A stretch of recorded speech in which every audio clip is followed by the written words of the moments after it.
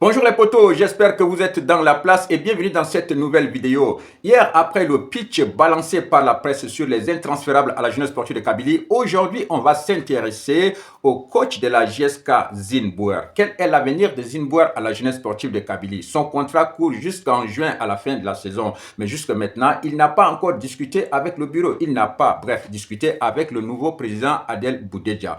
Alors, comme Adel Boudedja ayant opté pour la stabilité, certainement pour être logique, doit reconduire l'entraîneur allemand. Mais ce qui est sûr, c'est que ces derniers temps-ci, l'entraîneur est beaucoup contesté par les supporters. Il ne fait pas l'unanimité dans les rangs de la jeunesse sportive de Kabylie. Au fait, bon, dans les rangs des supporters. Alors, qu'est-ce que le président va décider à l'issue de l'exercice? Est-ce qu'il va prolonger Zinbouer ou bien il va le libérer? C'est la question qu'on se pose. Pour moi, Zinbouer devait être reconduit à son poste parce que c'est lui qui maîtrise franchement en ce moment la situation. Parce que si on veut gagner du temps, ce serait avec Zinbouer. Ce n'est pas avec un autre entraîneur qui viendra encore passer du temps à apprendre à connaître le groupe. Donc voilà, il faut gagner du temps avec Zinbouer. Zinbouer est arrivé lors du mercato hivernal en 2025. L'objectif, c'était de qualifier l'équipe pour la Coupe d'Afrique.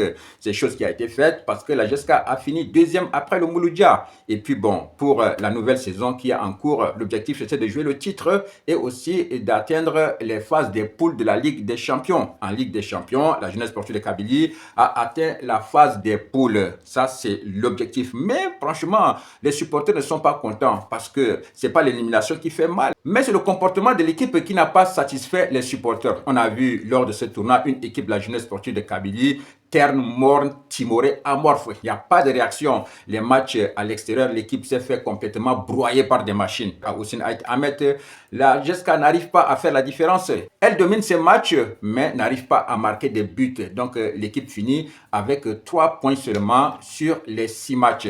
Et ça fait beaucoup bavarder autour de Zinbouer. Concernant la Ligue 1 Mobilis aussi, il y a eu un très mauvais départ. Donc franchement, le titre a été compromis très tôt parce que Zinbouer n'a pas été quand même responsable du mercato estival. Les dirigeants qui étaient en place, Medan Hakim et Ould Ali, voulaient sauver leur tête. Ils ont promis aux supporters de faire un recrutement bling-bling. Ils voulaient ramener des noms ronflants. Et là, ils sont tombés sur un meilleur buteur de la place, en l'occurrence Mayous. Ils l'ont pris. Ça a fait vraiment beaucoup de bruit dans la presse. Ça a été franchement un transfert qui a fait beaucoup de bruit dans les médias. Après, ils ont recruté Belaïd, qui était un défenseur international, ancien capitaine de l'USMA, qui a remporté la Coupe de la Confédération avec l'USMA. Donc voilà, c'était quand même un bon recrutement. Ils l'ont pris et Belaïd, il nous le rend quand même bien. Après, ils sont tombés sur Messaoudi, qui a fait ses preuves en Algérie avant d'aller jouer à l'extérieur et il est revenu. Donc bon, tout le monde s'est accordé à dire que c'est un bon attaquant. Ils l'ont recruté aussi. Sinon, le recrutement de Bada a été bon. Bada, ça a été un inconnu, mais c'est un garçon qui s'est adapté.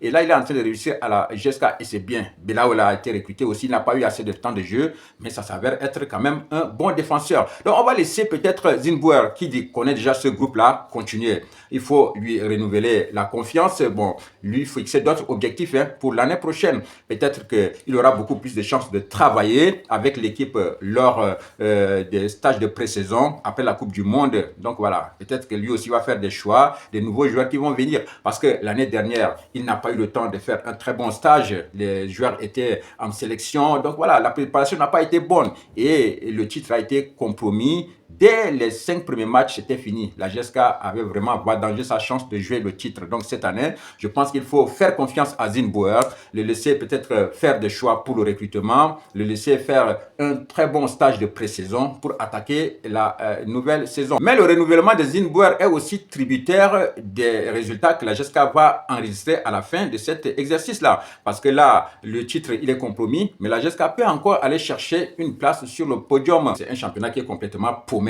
Il reste 13 matchs et depuis la phase retour, la GSK n'a pas encore perdu. C'est 2 nuls, mais il faudra faire mieux ce vendredi face au Paradou et se relancer, aller chercher une place sur le podium. Une qualification pour une compétition africaine va maintenir certainement Zinbouer à son poste et permettre à l'entraîneur allemand de remplir avec la jeunesse sportive de Kabylie. Donc, reste à savoir quelle sera la décision du président Adel Boudedja? Ce qu'on peut constater en ce moment, c'est que le président Adel Boudedja n'est pas un spécialiste.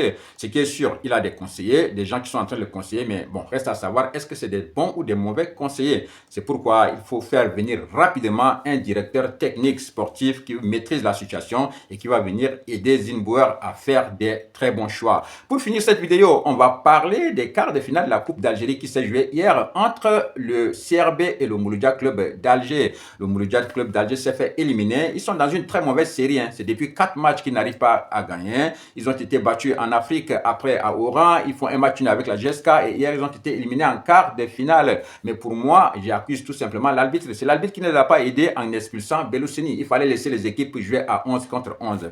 Et ça remet en cause les problèmes de la VAR. Ça aurait été certains matchs, on n'appelle pas, la VAR n'appelle pas, mais c'était le match de Mouloudia. Le Mouloudia a été mené, il fallait appeler l'arbitre. L'arbitre est allé constater l'action à la VAR et a sanctionné le joueur Belloussini d'un carton rouge. Pour moi, c'était un tacle vraiment appuyé, mais au ras des gazons. Si c'était au moins au niveau des tibias, il n'y a pas de problème là-dessus, c'est un carton rouge. Mais le gars, Belloussini, est venu à ras des gazons. C'était violent, mais le jaune vraiment était acceptable. En voulant les aider, peut-être qu'ils ont compliqué la situation. Puisque dès lors après l'expulsion, les gardes du CRB étaient galvanisés et ils ont joué. Ils ont réussi à marquer leur but de victoire dans les prolongations. Et dire que le Mouloudia Club d'Alger a joué pendant 40 minutes en supériorité numérique, ça ne les a pas permis de faire la différence. Donc, comme quoi, il faut laisser les Mouloudiens se débrouiller eux-mêmes. Il ne faut pas leur donner un coup de pouce. Bravo pour les Bélizoisiens qui sont qualifiés en demi-finale. Donc, ils vont continuer l'aventure. Quant aux Mouloudiens, ils sont éliminés. Il n'y aura pas de doublé pour le doyen. Les amis, je vous souhaite de passer une excellente journée et on se donne rendez-vous pour une vidéo d'avant-match entre la jeunesse sportive de Kabylie et le Paradou. Ce sera demain. Sinon, profitez des vôtres et on se retrouve à très vite. Big up!